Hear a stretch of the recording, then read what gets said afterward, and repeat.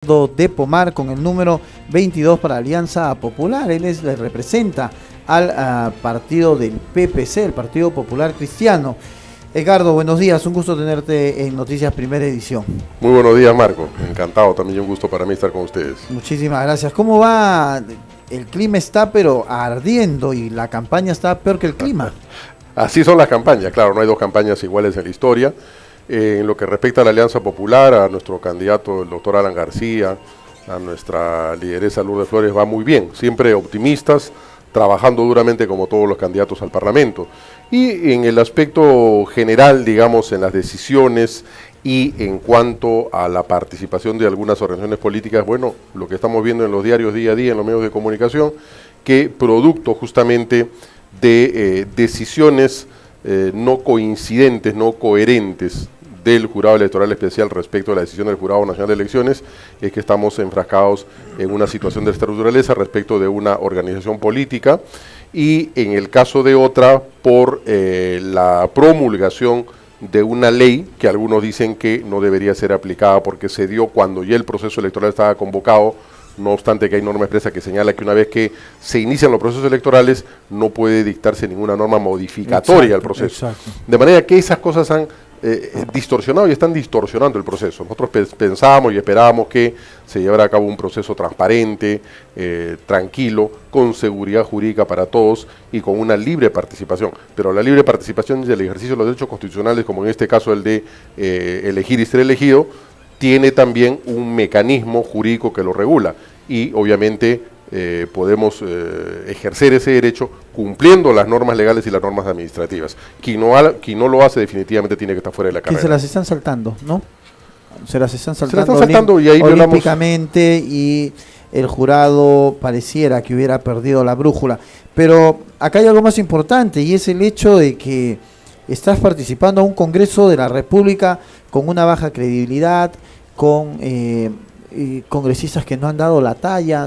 Te toca de llegar al Congreso de la República revertir todo ese tema. Sí, que no va a ser difícil. Realmente es lamentable que en los últimos 3 quinquenios cada vez la imagen del Congreso se ha ido deteriorando y ha ido perdiendo prestigio, y no solamente, digamos, por el renombre de los miembros del Congreso, sino fundamentalmente por la capacidad y la conducta de los miembros que han llegado al Congreso.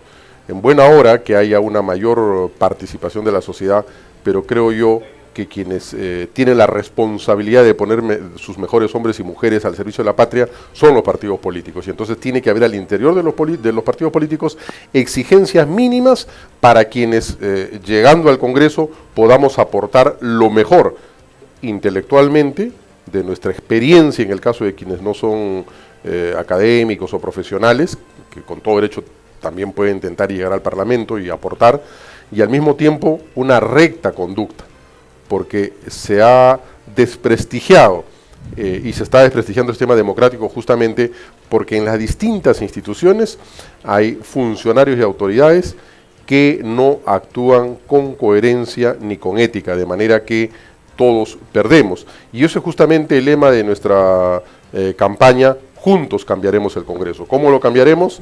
Primero, con el aporte que vamos a llevar al Parlamento, y segundo, con nuestra propia conducta, claro, y nuestra coherencia y yo creo política. Que acá ya hay que romper esas barreras de tú eres aprista, tú eres pepecista, tú eres de tal partido, tú eres de cual. O sea, yo creo que hoy día lo que busca la gente, lo que busca la población en el Perú es que ese Congreso, que se va a dar a partir del 28 de julio, no tenga barreras y empiece a trabajar por la transformación del Perú. Ya no aguantamos un gobierno corrupto más, creo, ¿no? Así es, yo creo que es importante. Edgardo, hay un tema muy bueno dentro de tus propuestas, y yo no sé cómo los habrán tomado los demócratas cristianos, porque vienes de un partido, ¿no?, donde se pregona todo esto para algunos, y es la pensión para la pareja extra. O sea, ¿cómo te lo han tomado? No te han vapuleado, no te han hay por quienes ahí. Quienes no piden primero que conocer a fondo la propuesta, y en consecuencia sobre la base del título hacen todo un juicio y dicen eso no es bueno, eso no lo podemos aprobar, pero realmente el tema es muy simple. Lo que nosotros estamos proponiendo es una iniciativa en su momento legislativa en el Parlamento, por el cual, por ley, se reconozca que aquellas mujeres solteras o separadas que han convivido con un hombre casado, puede ser también un hombre con una mujer casada, pero la mayoría son mujeres, y de pronto la relación termina, ¿no? Obviamente habrá que apreciar también un plazo, ¿no? También deben tener derecho a percibir una pensión de alimentos. El Código Civil actualmente reconoce, obviamente, como debe ser y como ha sido casi siempre, que la mujer casada tiene todos los derechos. Perfecto, se divorcia y va a tener una pensión.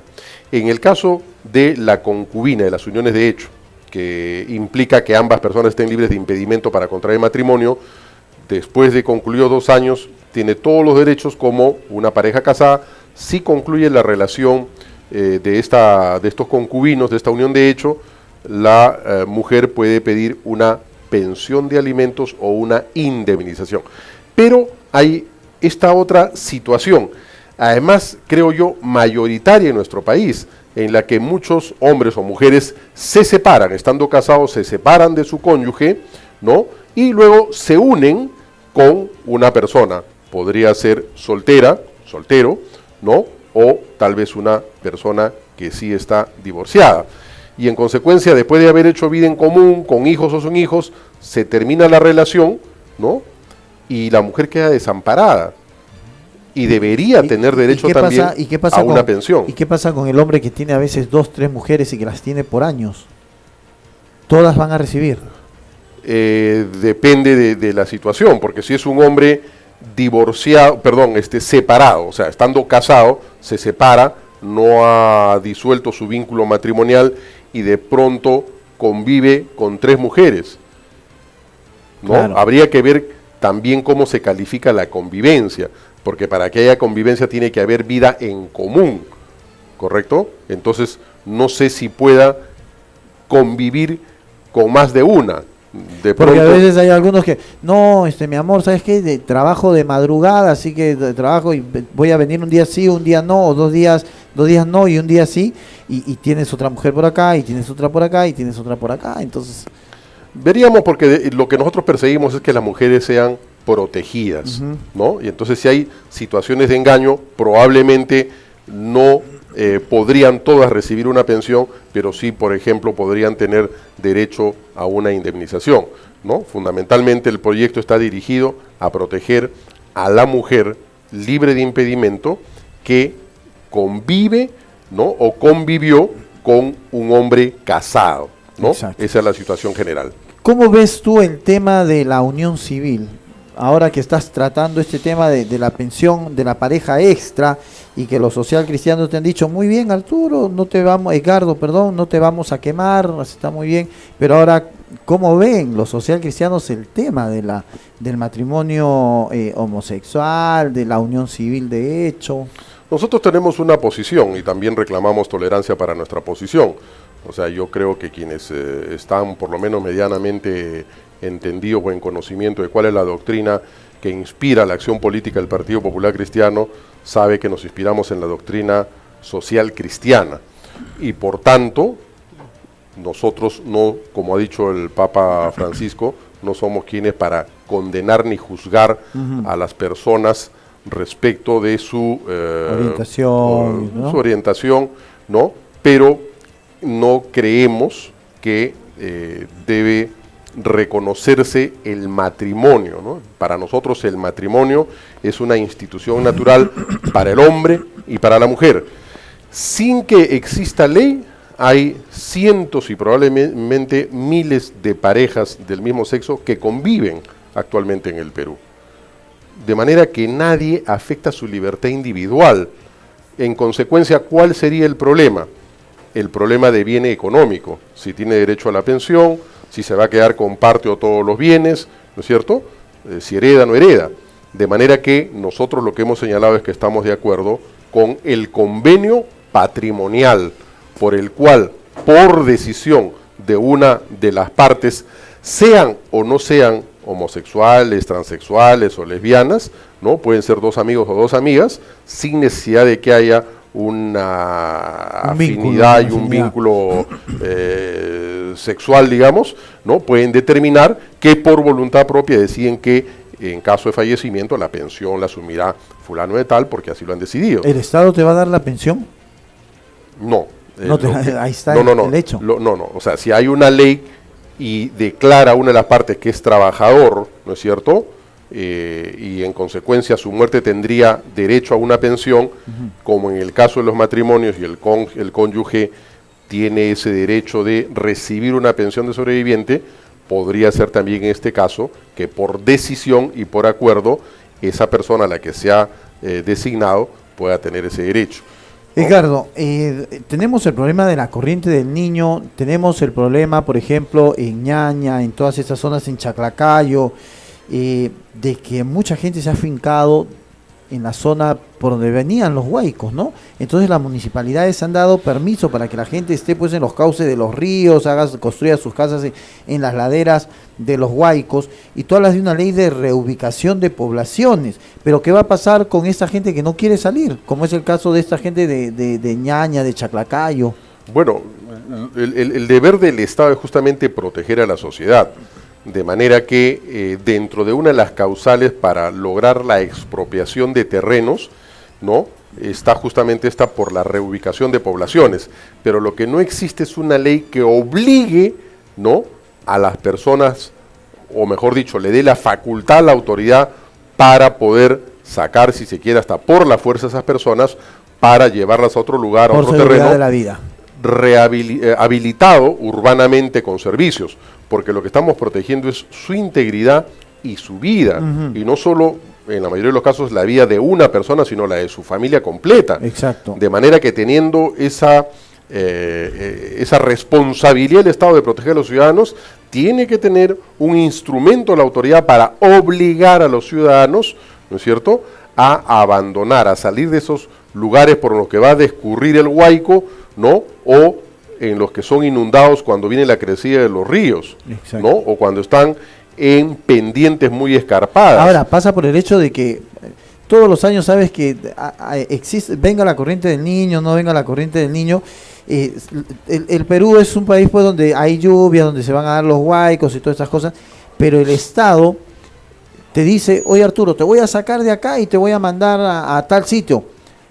Pero pasa todos los años, pero el Estado, el gobierno, no se preocupa pues de por lo menos a este sitio donde van a mandar, de ponerle agua, de ponerle desagüe, de afirmarte la zona, sino que te dice, te voy a sacar, van y te mandan ahí, trae tu agua como puedas. Por eso que en esta propuesta lo que se dice es que esta ley también va a tener que prever que al lugar donde sea reubicada esa población, tiene que ser un lugar habilitado urbanamente, lo que significa que tiene que tener pistas, veredas, agua, desagüe, claro, energía eléctrica, supuesto, y seguramente tendrán por lo menos un módulo de vivienda básico, porque todas las personas tienen derecho a vivir con dignidad, y es la falta de planificación del Estado por más de 60 años que ha condenado a la gente a invadir pampas y cerros. O sea, la gente no se ha ido ahí porque es loca, ¿no?, o porque no le gusta pagar las cosas o los bienes, sino porque el Estado no ha planificado.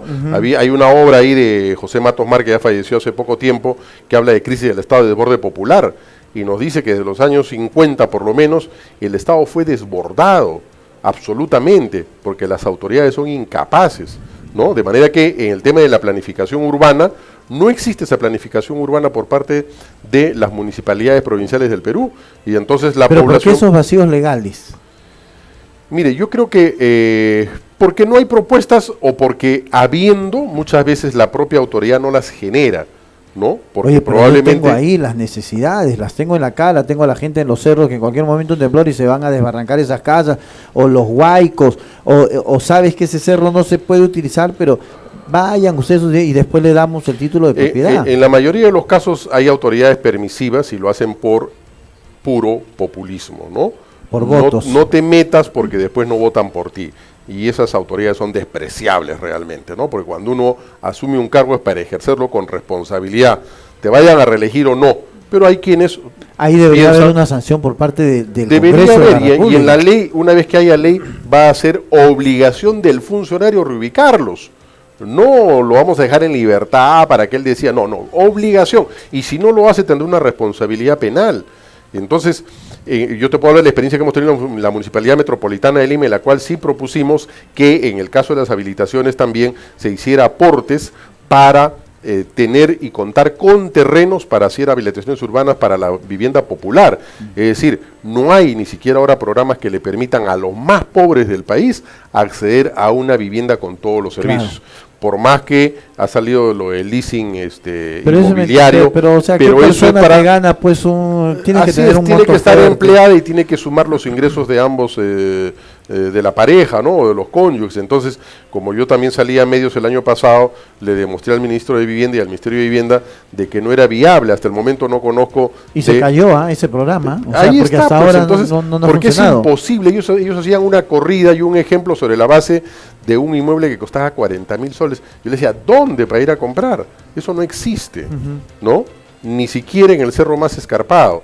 De manera que lo que necesitamos es que el Estado también desarrolle programas de vivienda para los más pobres, en las modalidades que establezca. Yo creo que a la gente no le gusta que le regalen las cosas, pero sí necesita que le den facilidades. Tenemos que acabar con ese tipo de estado de que ven a los peruanos como mendigos y de asistencialismo, ¿no? Yo creo que tenemos que decirle a la gente, hay esto, pero te va a costar y tienes que trabajar, ¿no? Y tienes que pagarlo. Y esa es una situación y un problema también de autoestima de la propia autoridad, ¿no es cierto? Porque si no se valora a sí mismo, entonces no valora al prójimo. Claro, Edgardo, hubo un personaje muy ligado a Lourdes Flores Nano, Barrón, que hablaba de mis viejitos para aquí, mis viejitos para allá. Sí. Y cuando yo leo esto de la pensión universal para todos los viejitos, sí, no vayas a hacer tú como Barrón, por favor, que se sirvió de los viejitos para que voten por él y después ni los miraba. No, acá tenemos una propuesta seria y sobre la base del estudio de la realidad. ¿Qué sucede? En este momento tenemos a las personas, adultos mayores, que gozan de una pensión. Es discutible el tema si es una pensión digna o no para la mayoría de los peruanos, pero aquellos que han laborado de manera dependiente durante muchos años, durante toda su vida activa laboral, ¿no? Llegados a los 65 años se jubilan y tienen obviamente derecho a una pensión. Esos son los privilegiados en el Perú, los que han sido trabajadores dependientes. Y por otro lado, ¿quiénes más tienen pensión? Los extremadamente pobres, los viejitos extremadamente pobres, bajo el programa Pensión 65. ¿Y qué pasa con ese gran segmento del medio, ¿no? Que está compuesto por los independientes, ¿no? Por la gente que tiene su trabajo creado individualmente, por el microempresario no formal, por el informal, ¿no? Que gana lo suficiente o lo mínimo para vivir y en consecuencia ni es extremadamente pobre ni fue dependiente. Entonces hay un gran segmento de la población que queda desprotegido y entonces en esa misma línea que es responsabilidad del Estado de proteger a los ciudadanos, también tienen derecho a una pensión y entonces también nuestra propuesta va dirigida también a conseguir el aseguramiento o la pensión universal, así como en prestaciones de salud tenemos la parte de los asegurados privados, los que pueden pagar un seguro, tenemos luego los asegurados que son los dependientes en salud, y luego los más pobres que entran al SIS, ¿no? Claro. Al Sistema Integrado de Salud. Entonces, en salud podemos decir que hay un aseguramiento ya universal, pero en el caso de pensiones no. Y eso también, si lo vemos desde el punto de vista económico, va a significar un gran gasto para el Estado y para las familias, de manera que consideramos que tenemos que ir a buscar este sistema por el cual todos los viejitos tengan derecho a una pensión y a una pensión digna. Edgardo, hay mucha gente, tú lo ves a diario, que vende en las calles, que vende pues hoy día 5 soles, mañana puede vender 10 soles, a lo mucho venderá 20 soles en un día. Y estas personas pagan un impuesto a la municipalidad, a la CISA, que le llaman algunos. Claro.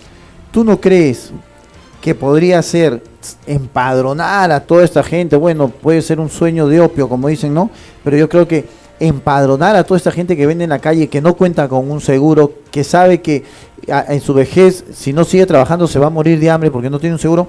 ¿Por qué la municipalidad, junto con el Estado, oye, vas a pagar tu sisa, mira, ya no vas a pagar un sol, pero vas a pagar un sol 50, porque estos 50 van a ser para un fondo de seguro que tú vas a cobrar de aquí a 20 o 30 años? Se puede, y esa es la intención justamente, otra de las propuestas que está relacionada con justamente la de conseguir las prestaciones de salud y el derecho a pensión para los taxistas independientes, que es un... Que podrías alargarlo a los vendedores. Pero a todos, como tú muy bien lo señalas, o sea, tiene que haber una forma de contribución controlada.